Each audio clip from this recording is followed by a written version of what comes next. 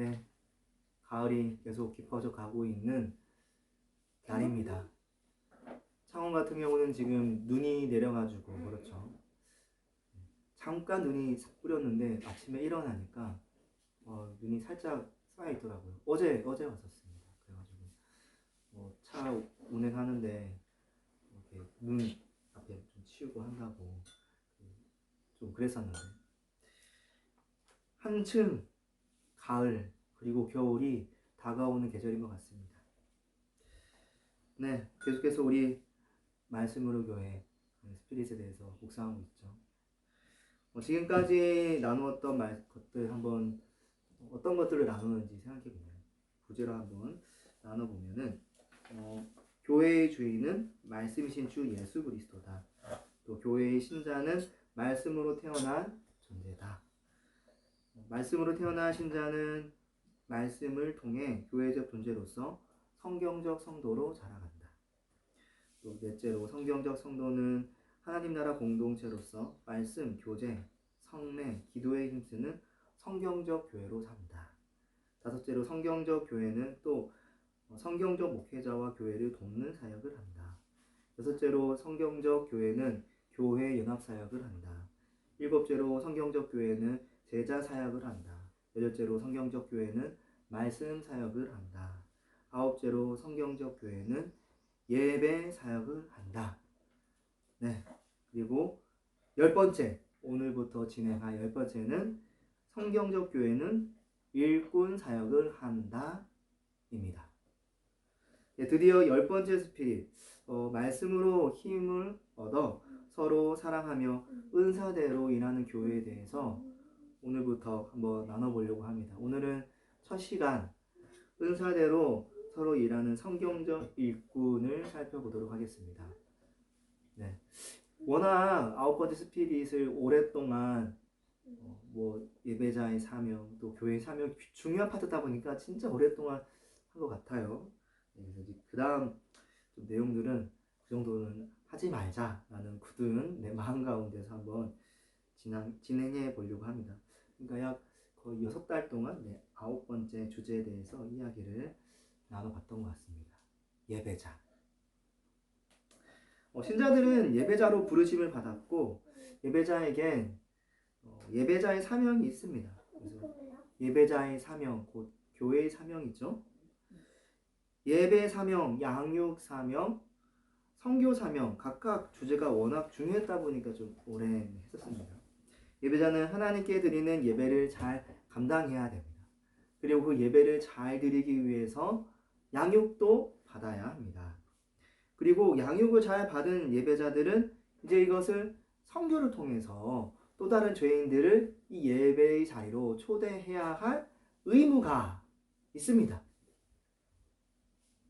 예배자는 이런 사명들을 알아 이 사명을 잘 감당해야 합니다.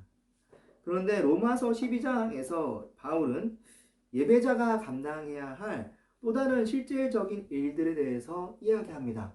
이 로마서 12장이 로마서에서 굉장히 중요한 장이에요.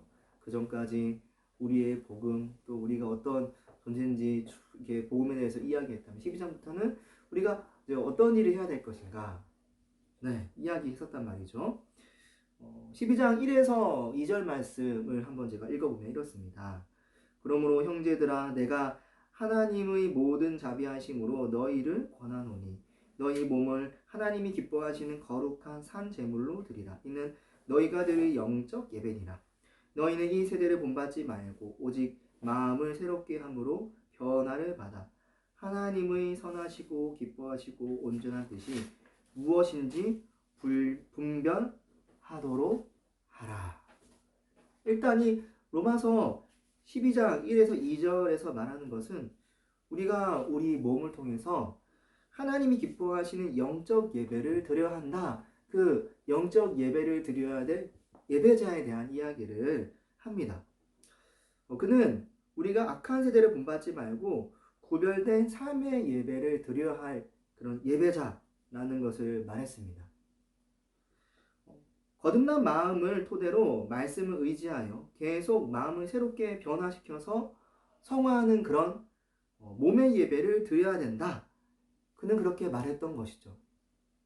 우리는 예배자로서 이 시대에 순응하지 않고 하나님의 온전한 뜻이 무엇인지 분별하는 그런 예배자로서 예배를 드려야 합니다. 그리고 나서 자 이제 3절부터 그는 예배자는 은사로 열심히 일해야 하는 일꾼인 것을 설명합니다. 자, 그럼 한번 예배자를 어떤 일꾼으로 소개하는지 살펴보도록 하겠습니다. 예배자 어떤 일꾼인가? 3절 말씀 제가 한번 읽어보도록 하겠습니다. 내게 주신 은혜로 말미암아 너희 각 사람에게 말하노니 마땅히 생각할 그 이상의 생각을 품지 말고 오직 하나님께서 각 사람에게 나누어 주신 믿음의 분량대로 지혜롭게 생각하라. 바울은 하나님께서 내게 주신 은혜로 말미암아 너희 각 사람에게 말한다. 이렇게 말합니다. 하나님께서 바울에게 어떤 은혜를 주셨습니까? 바울은 어떤 은혜를 받았길래 거침없이 이런저런 말을 하여서 로마서를 읽는 사람들을 그 예배자들을 권면하고 있습니까? 그것은 사도의 직분입니다. 바울은 로마서 12장 앞문맥인 로마서 11장에서 자신에 대해서 이런 이야기를 했었습니다.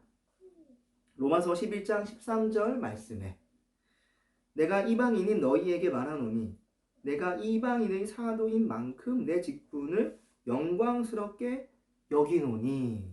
그렇죠? 이방인의 사도. 바울은 하나님께 사도의 직분을 받았고 이것을 영광스럽게 여긴다고 이야기합니다. 바울은 사실 이런 직분을 받을 만한 자격이 없는 죄인 중에 괴수죠. 편하게 좀 직설적으로 말하면 교회를 박해하던 자 아니었습니까? 그런 죄인인데, 그렇죠? 그러나 오직 하나님은 은혜로 이 직분을 바울에게 주셨다라는 겁니다. 바울은 영광스럽게 여기는 이 직분을 근거로 지금 담대하게 예배자들에게 말하고 있는 것입니다. 마땅히 생각할 그 이상의 생각을 품지 않아야 한다. 오직 하나님께서 각 사람에게 나눠주신 믿음의 분량대로 생각하라. 지혜롭게 생각하라. 마땅히 생각할 그 이상의 생각을 품지 않는다라는 거, 이거 무슨 말입니까? 지나치게 생각하지 않는다는 거예요. 그러니까 적정한 정도로 생각한다. 자신을 과대평가하지 않는다라고 말할 수 있습니다. 믿음의 분량대로 지혜롭게 생각하라는 말은 또 무슨 말입니까? 여기에서의 그 믿음은 좀 구원과 구별해서 생각해야 됩니다. 왜냐하면 이 믿음의 분량으로 말하고 있다고 하기 때문입니다. 구원은 믿음의 분량으로 받는 것이 아니죠. 여기서 그렇기 때문에 이 믿음이 이 구원과 좀 다른 거다라고 생각할 수 있습니다. 믿음은 여기서는 복음이 아닐까 생각됩니다. 성경은 때때로 믿음을 복음으로 설명하기도 하죠. 복음, 이것으로 이해하면 좀 쉽습니다. 복음은 그 이해의 정도에 따라 더 믿음으로 나아가게 하기도 하고 혹은 덜 믿음으로 나아가게도 하죠. 하나님의 은혜로 깨달은 그 복음의 이해 정도에 따라 지혜롭게 생각하기도 하고 아니기도 합니다. 그래서 로마서 12장 3절 이 부분 공동 번역은 이렇게 번역을 합니다. 여러분은 자신을 과대평가하지 말고 하나님께서 각자에게 나눠주신 믿음의 정도에 따라 분수에 맞는 생각을 하십시오. 자, 그렇죠? 그런데 4절부터 바울은 예배자가 자신을 과대평가하지 말고 언제 믿음의 정도에 따라 생각해야 하는지를 이야기합니다. 언제 그렇게 믿음의 정도에 따라 생각하는가? 은사에 따라 교회를 위해 일할 때 그렇게 하라는 거예요. 자, 뭘까요? 로마서 12장 4절 5절 말씀 제가 읽어보겠습니다. 우리가 한 몸에 많은 지체를 가졌으나 모든 지체가 같은 기능을 가진 것은 아니니 이와 같이 우리 많은 사람이 그리스도 안에서 한 몸이 되어 서로 지체가 되었느니라. 바울은 예배자인 우리가 한 몸이면서 동시에 많은 지체이기 때문에 서로 지체가 되어 주어야 한다. 이렇게 말하고 있습니다. 이것은 예배자들이 각각 개별적인 존재이면서도 동시에 교회라는 연합적 존재로 서로 도우며 이 땅을 살아간다라는 말입니다. 그래서 바울은 에베소서에서 우리가 개별적 존재이지만 예수 그리스도의 십자가 사역으로 한 몸, 한 세 사람이 되었다라고 말을 합니다. 에베소서 2장 14절부터 16절 말씀. 이렇죠. 그는 우리의 화병이신지라 둘로 하나를 만드사 원수된 것 곧 중간에 막힌 담을 자기 육체로 허시고 법조문으로 된 계명의 율법을 폐하셨으니 이는 이 둘로 자기 안에서 한 세 사람을 지어 화평하게 하시고 또 십자가로 이 둘을 한 몸으로 하나님과 화목하게 하려 하심이라. 우리는 개별적 존재이지만 예수 그리스도로 말미암아 연합되어 있다. 예수님 안에서 연합되어 있다. 이렇게 말하는 거죠.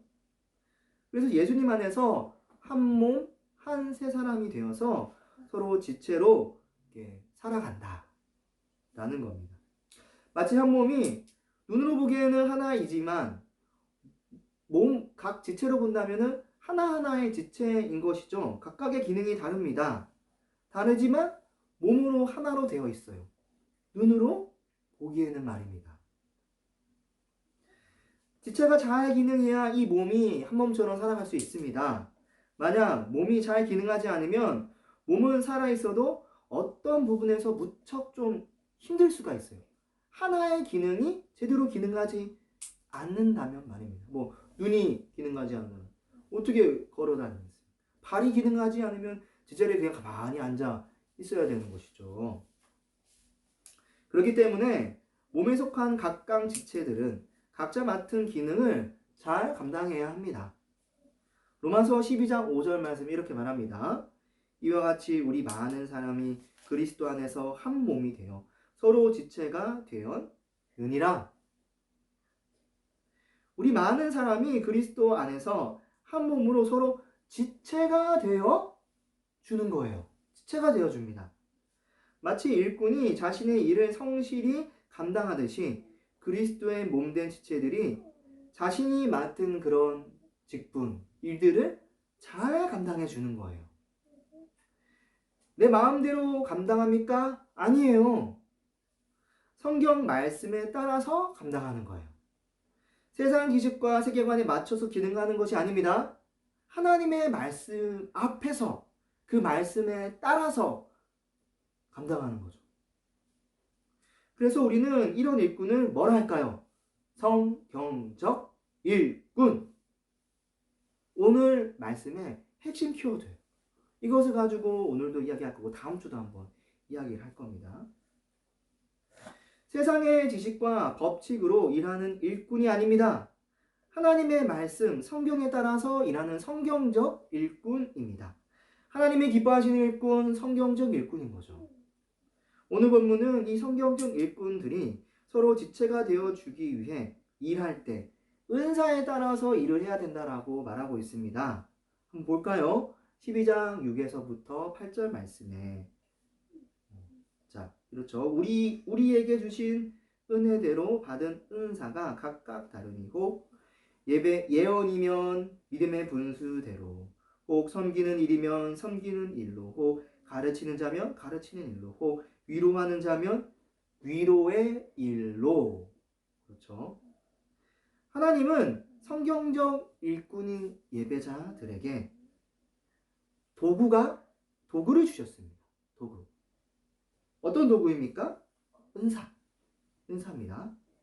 하나님은 성령으로 거듭난 모든 예배자들에게 은혜대로 은사를 주셨고 이제 예배자들은 성경적 일꾼으로서 이 도구들을 사용해서 일해야 될 의무가 있습니다. 이 은사는 아주 특별한 은사가 아닙니다. 뭐 오늘 말씀 읽어본 대로 그렇죠? 일반적이에요.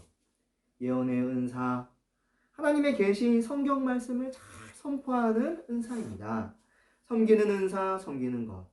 가르치는 은사, 가르치는 것. 성경 가르치는 거죠. 위로하는 은사, 신자들을 토닥여주면서 잘 위로하는 거예요. 물론 뭐 기적적인 은사들은 그럼 아예 뭐 은사도 아니다 그런 거 아닙니다. 있습니다. 그런 은사들도.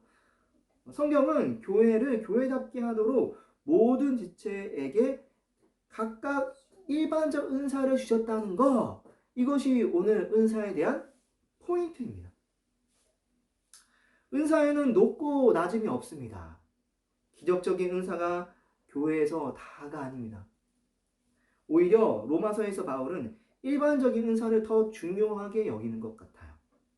한 몸 교회의 지체들이 연합해서 교회로 살아가기 위해서는 일반적인 은사를 오히려 더 중요하게 여겨야 한다. 그러므로 예배자는 한 몸 교회의 지체로 교회적 삶을 살기 위해 은사대로 서로 일하는 성경적 일꾼으로 산다.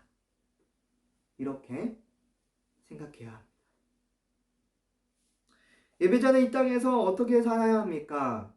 예배자는 예배 사명, 양육 사명, 선교 사명 감당해야죠. 우리 6달 동안 그 말씀 나눈 거 아니겠습니까? 우리 이렇게 교회 사명 잘 감당합시다. 이 교회 사명이 우리 예배 사명입니다. 예배자의 사명입니다. 했던 거잖아요.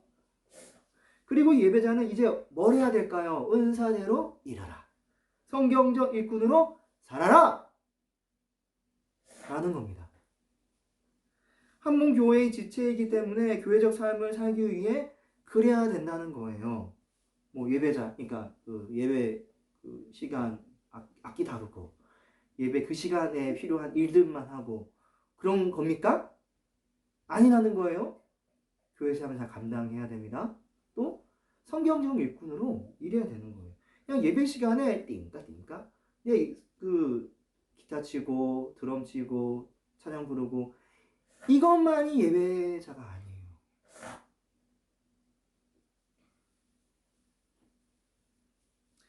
예배자가 예배를 잘 드리고 예배를 깊이 이해하기 위해 양육받고 또 다른 죄인들을 예배로 초대하는 것도 잘 감당해야 되겠지만 또 찬양도 드리고 악기도 연주하고 해야 되겠지만 그것만이 아니다. 성경에서 하나님이 예배자들에게 요구하시는 삶이 있습니다. 예배자가 예수님과 연합하여 예수님의 몸된 교회와도 연합했기 때문에 이건 자연스러운 섬김, 일꾼의 사명, 예배자의 사명입니다. 뭐 생각해 볼까요? 네.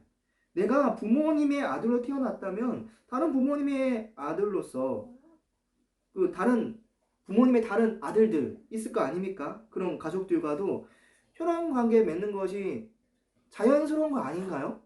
그들과 함께 살아가는 거잖아요. 그렇죠? 부모님은 나 외에도 형제들이 있어요. 자매들도 낳았고요. 그들을 어떻게 외면합니까? 위에 형이 있으면 형님, 자매가 있으면 우리 누이 해야 되는 거 아닙니까?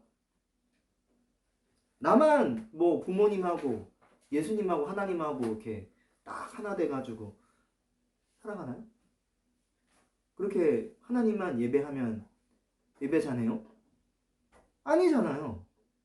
아니잖아요.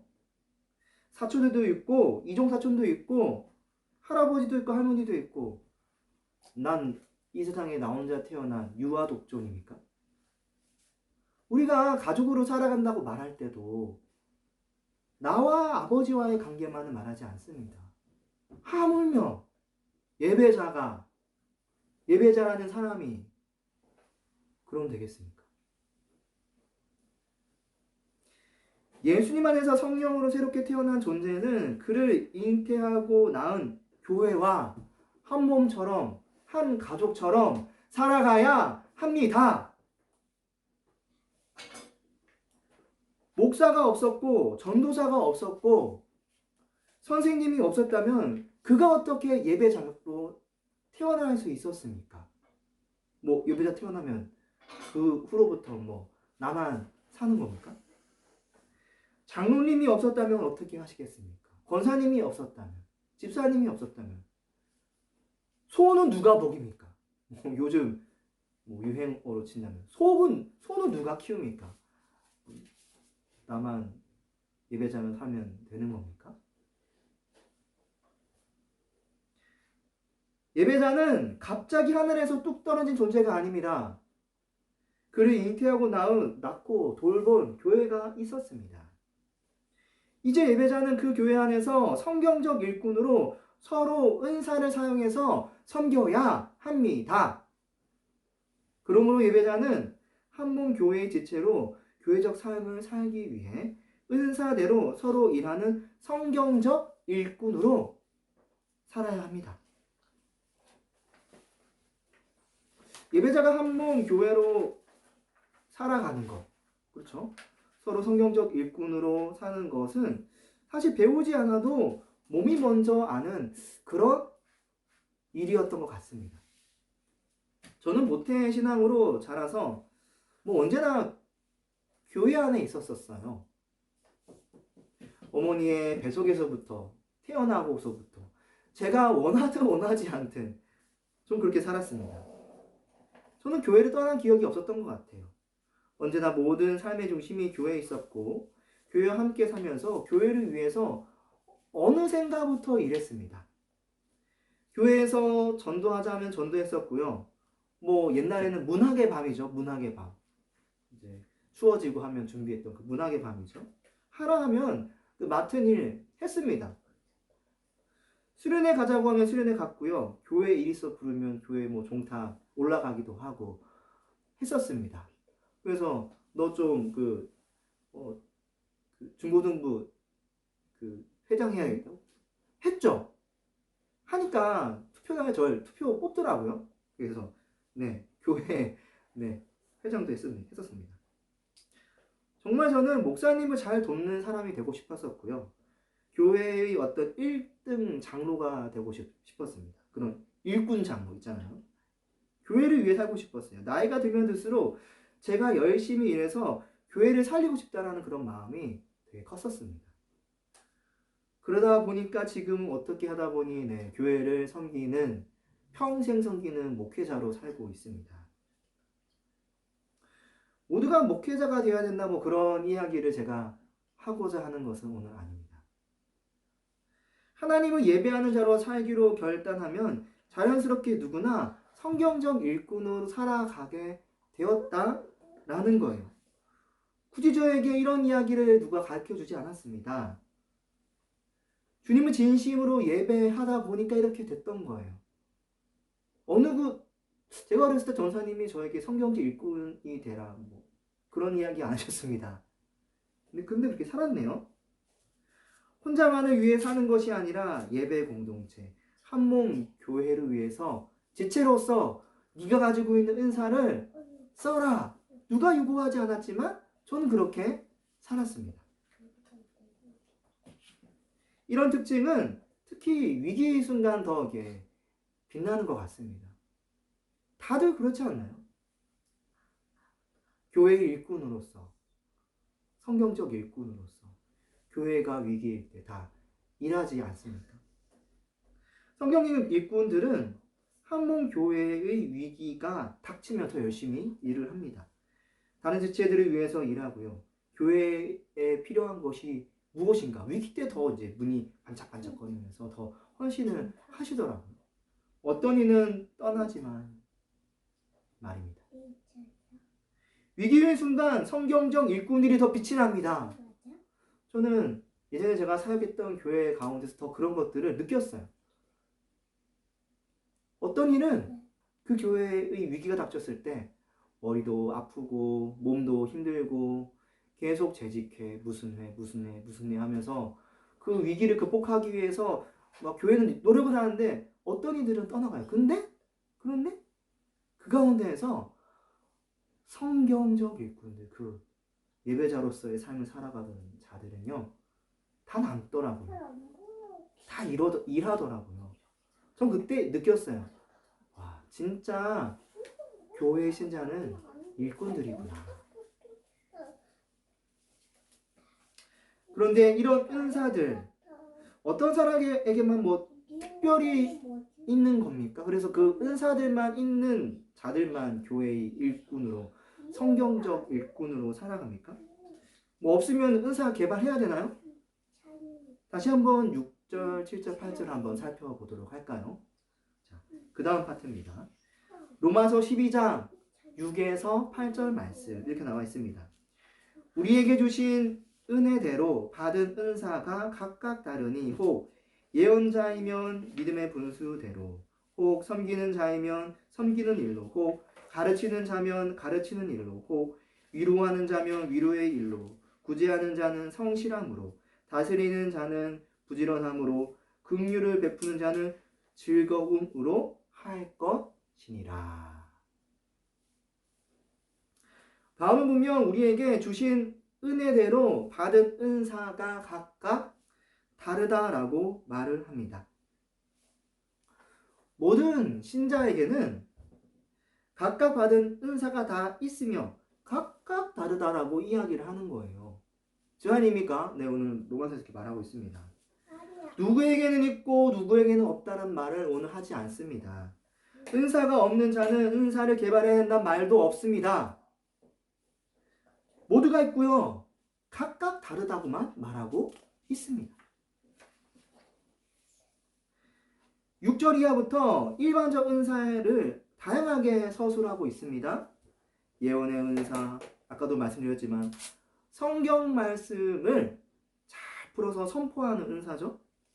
섬김의 은사, 구제의 은사, 다스리는 은사, 긍휼을 베푸는 은사 매우 다양합니다. 이것뿐입니까? 아니죠. 더 있죠. 더 있습니다. 오늘 바울은 대표적인 은사들에 대해서만 이렇게 그냥 설명하고 있는 거예요. 다른 성경을 찾아보면 또 은사들이 더 있어요. 그것뿐이겠습니까? 또 더 있겠죠. 바울은 마치 교회에게 필요한 은사들을 하나님께서 은혜대로 적절하게 주셨다라고 오늘 말씀에서 말하는 것 같습니다. 그래서 은사장, 고린도전서 12장은 모든 신자에게 있는 성령과 은사에 대해서 이렇게 이야기합니다. 자, 고린도전서 12장 또 다른 은사장이죠. 4절부터 7절 말씀을 제가 한번 읽어보겠습니다. 은사는 여러 가지나 성령은 같고 직임은 여러 가지나 주는 같으며 또 사역은 여러 가지나 모든 것을 모든 사람 가운데서 이루시는 하나님은 같으니 각 사람에게 성령을 나타내심은 유익하게 하려 하심이라. 은사 이야기를 하는데 성령을 나타내심은 유익하게 함이라. 거의 성령과 은사를 동일시하면서 이야기하네요. 성령으로 말미암아 거듭나신 자에게는 한 성령이 내주하십니다. 그 성령은 다양한 은사를 주시고요. 신자들은 그 은사들을 통해 다양한 직임을 감당한다라고 바울은 말을 합니다. 바울은 분명히 말합니다. 성령이 각 사람에게 각 사람에게 계셔서 은사를 나타내시는 것은 유익하게 하기 위해서라고요. 나? 아니요. 교회요. 어떤 분들이 여기에 대해서 좀 오해를 하셔가지고 이렇게 은사가 마치 내 것이냐, 나를 위해 사용하고 이제 내가 더 높아져야 되고 내 말을 들어야 되고 하는 식으로 은사들을 이야기하더라고요. 아닙니다. 교회의 유익을 위해서 있는 것이 바로 은사입니다. 성령은 그러시기 위해서 우리 안에 계시는 거죠. 또한 교회를 교회답게 하기 위해서입니다. 로마서 12장 11절 말씀 이렇게 말을 합니다. 이 모든 일은 같은 한 성령이 행하사 그 뜻대로 각 사람에게 나누어 주시는 것이니라. 에베소서 1장 23절은 이렇게도 이야기하죠. 교회는 그의 몸이니 만물 안에서 만물을 충만케 하시는 이의 충만한 이니라. 이것을 같이 한번 생각해 보면 이렇게 생각할 수 있습니다. 성령께서 은사를 주시고 그 은사로 말미암아 예수님의 몸된 교회는 예수님의 모든 것으로 다 충만케 된다라는 겁니다.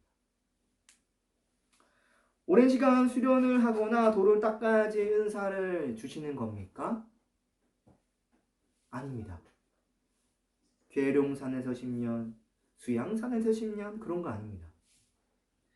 이미 말씀 나눈 대로 하나님께서 각 사람에게 나눠주신 믿음의 분량대로입니다.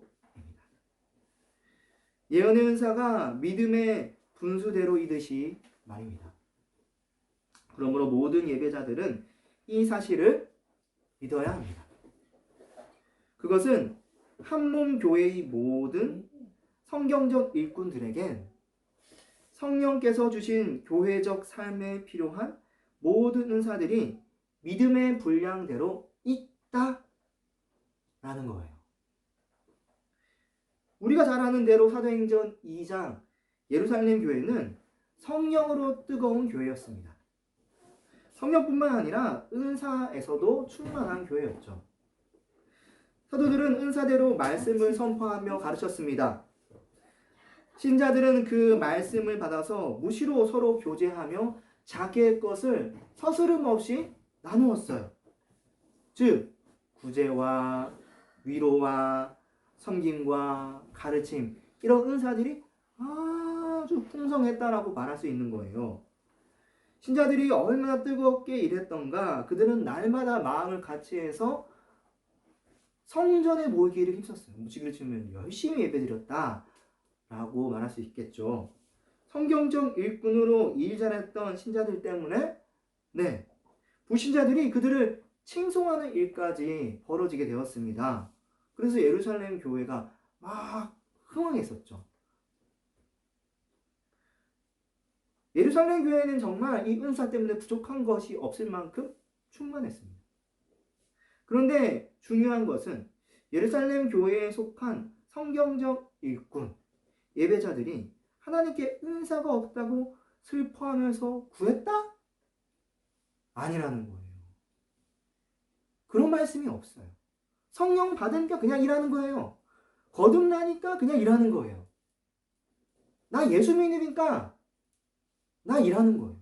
성경 말씀에 예수를 주라 시인하는 자 가운데 성령 없는 자가 없다. 다 있다. 그렇게 말하지 않습니까? 그들은 자신에게 있는 그것으로 그저 열심히 일했을 따름입니다. 성령께서 성경적 일꾼들에게 은혜대로 더 많은 은사들을 허락하셨고요. 그 예루살렘 교회에 필요한 모든 것들을 주셔서 충만케 하셨습니다. 그래서 교회는 힘이 넘쳤습니다.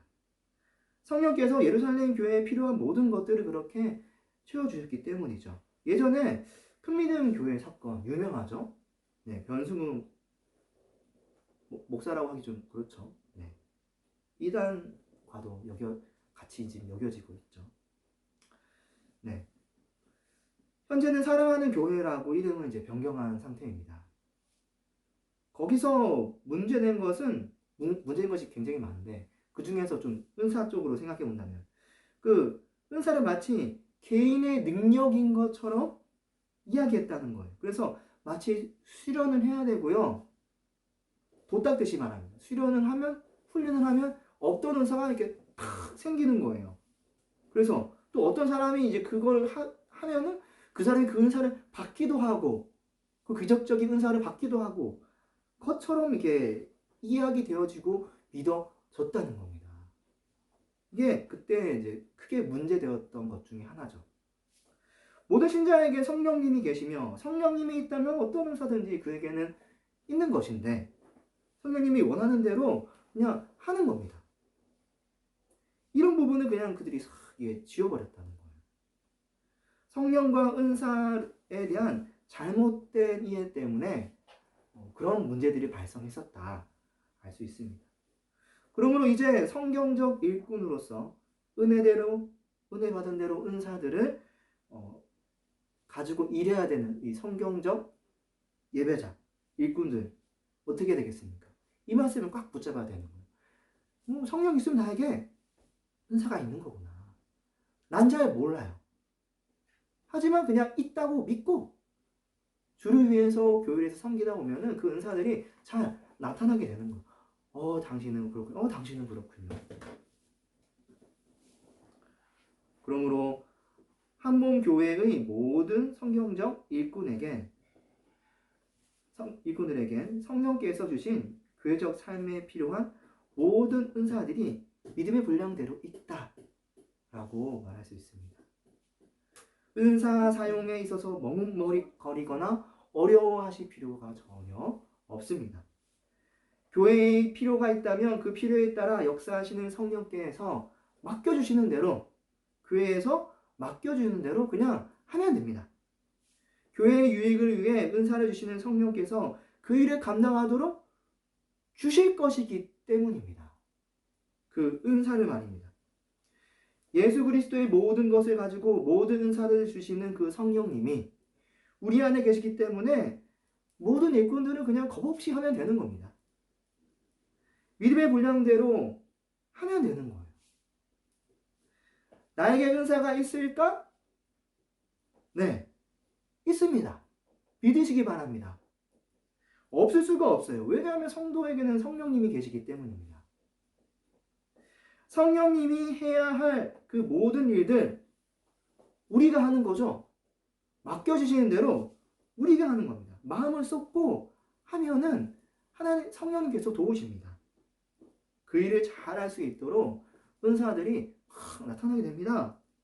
내가 잘할 수 없었는데 나 이런 거 원래 못하는 사람인데 성령님이 막 그냥 시켜버리시는 거예요. 우리에게는 그런 믿음이 필요한 것 같아요. 그래서 우리 마음들이 다 약한 사람들이잖아요. 성령님이 함께 계신다. 사실 이게 더 중요한 것 같아요.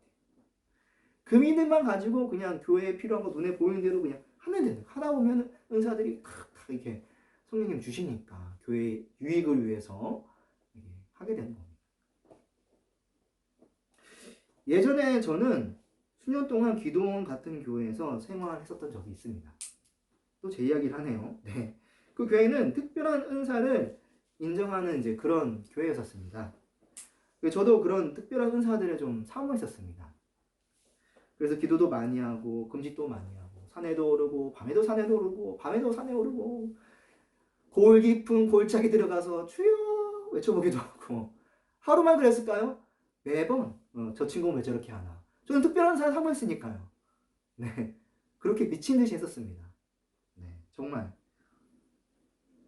저 사실 그거 가지고 나중에 교회 사역도 해야 되겠다 생각도 했었거든요. 저는 그때 은사는 뭔가 특별한 것이 은사다. 저런 일반적인 은사는 은사로도 생각도 안 했었습니다. 네. 아무에게나 이런 것도 주시는 게 아니라고 생각했다 보니까 더 열심히 했던 것 같습니다.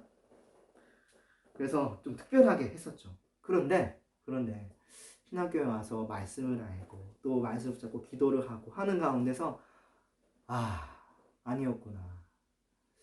은사도 그런 게 아니고 성령도 그런 게 아니고 교회를 섬긴다는 것, 또 교회를 세워간다는 것은 그런 게 아니었구나 라는 것을 깨달았어요.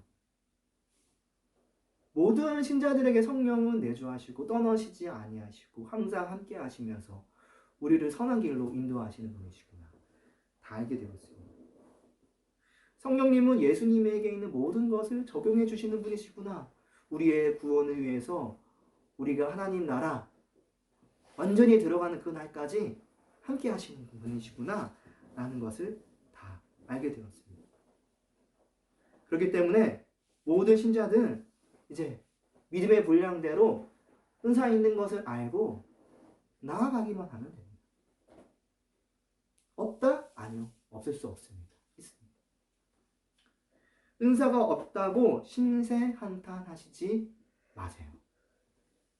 은사는 이미 우리에게 있습니다. 교회의 유익을 위해서 성령께서 그 유익을 교회에게 끼치기 위해서 애쓰는 자들에게 성령님은 그 은사들이 분명하게 드러나도록 하십니다. 성령님은 하나님은 이 교회를 통해서 사역하시는 분이시니까요. 이제 말씀을 맺겠습니다. 오늘 나눴던 말씀들 그런 거죠. 예배자는 한 몸 교회의 지체로 교회적 삶을 살기 위해 은사대로 서로 일하는 성경적 일꾼들이다. 한 몸 교회의 모든 성경적 일꾼들에게 성령께서 주신 교회적 삶에 필요한 모든 은사들이 믿음의 분량대로 있다. 예배자라는 사실, 일꾼이라는 거 잊지 마시고요. 그 예배자, 일꾼들에게는 성령께서 함께 하시니까 은사 있다. 열심히 교회의 유익을 위해서 일하자. 이 믿음으로 나아갑시다. 함께 기도하겠습니다. 기도할 때 주님, 예배자로 이 땅 가운데 부르시고 참 아무것도 모른 채 살아가는 그 죄인들 가운데서 주님을 섬겨 높이며 찬양하며 예배하는 귀한 예배자로 살게 하시니 감사합니다. 하나님,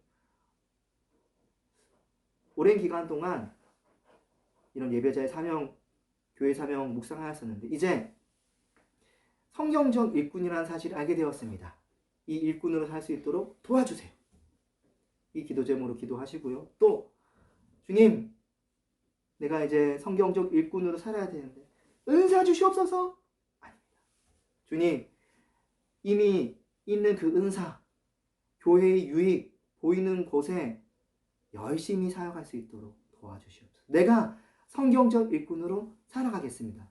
이미 있는 은사, 성령으로 함께 있는 그 인사 내가 사용하겠습니다.